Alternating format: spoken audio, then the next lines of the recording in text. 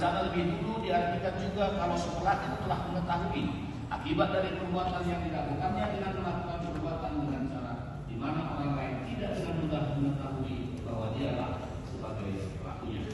Menimbang bahwa menurut MH dalam suatu perbuatan yang direncanakan terlebih dahulu ada suatu jangka waktu untuk mempertimbangkan dan untuk berpikir dengan tenang, mempersiapkan dan melaksanakan perbuatannya.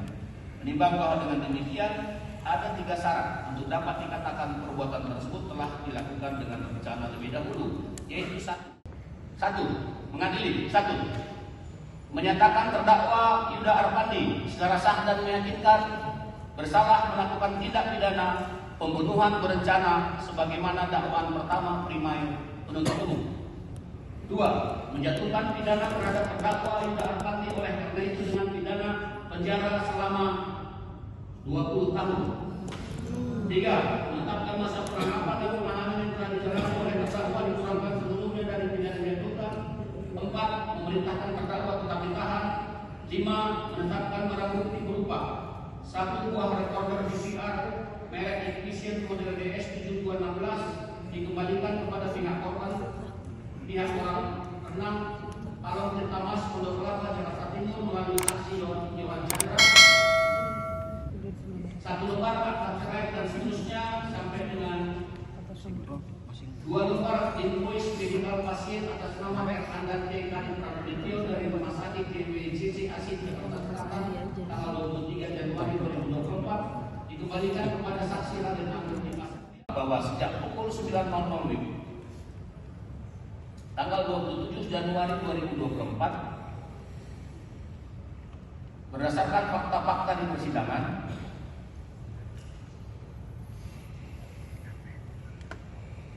terdakwa Yuda Arpandi menurut majelis hakim telah mempunyai niat untuk menghilangkan nyawa anak korban Raden Andante Halim Pramudityo.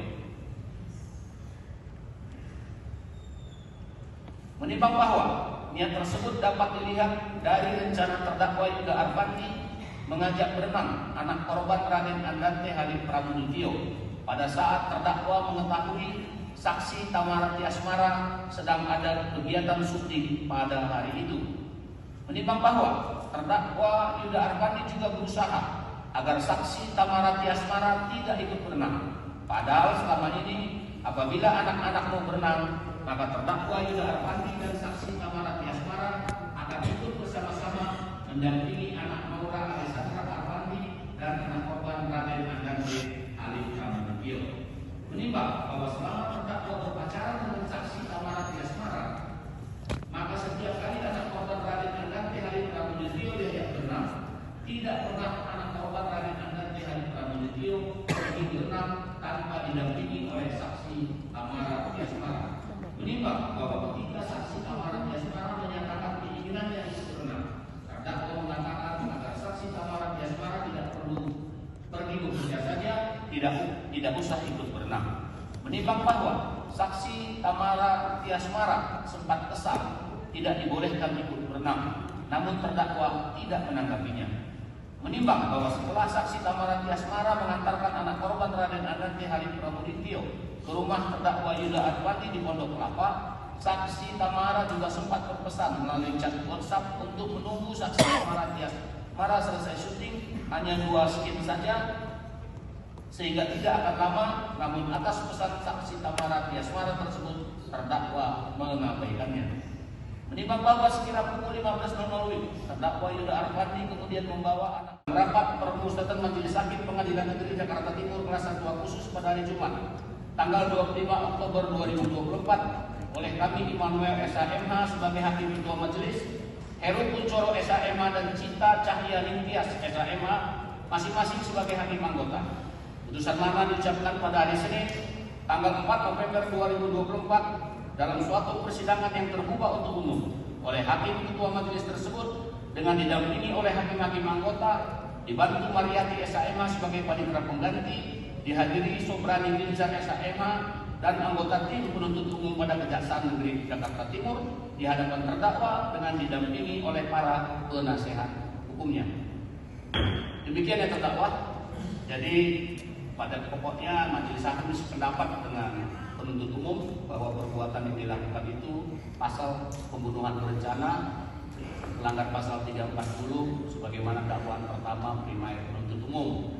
Namun dalam hal penjatuhan pidana seperti yang sudah kami bacakan tadi, kami hakim anggota 1, hakim ketua majelis dan hakim anggota 1 berpendapat yang patut dan adil 20 tahun, meskipun hakim anggota 2 berpendapat adalah seumur hidup.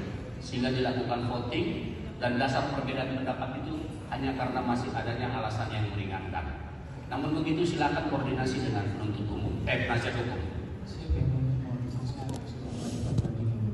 Langsung dengan banding ya.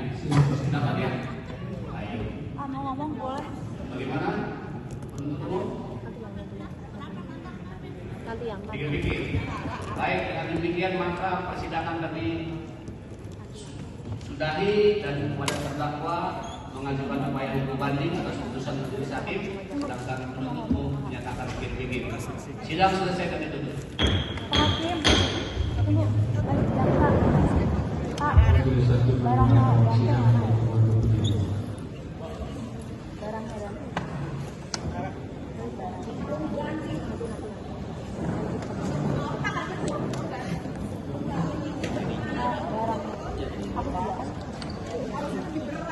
Yuda, ada.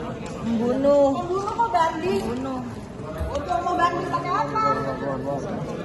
Sebagaimana disebutkan dalam amar putusan ini, sedangkan hakim anggota 2 mempunyai pendapat yang berbeda, menimbang bahwa menurut hakim anggota 2, oleh karena perbuatan terdakwa Yuda Arfandi menenggelamkan anak korban Raden Andante Kali Pramudityo sebanyak 12 kali dengan durasi waktu yang tambah lama dari penenggelaman yang pertama, maka hakim anggota 2 berpendapat perbuatan terdakwa tersebut termasuk perbuatan yang kejam yang dilakukan terhadap seorang anak kecil berumur sekitar 6 tahun.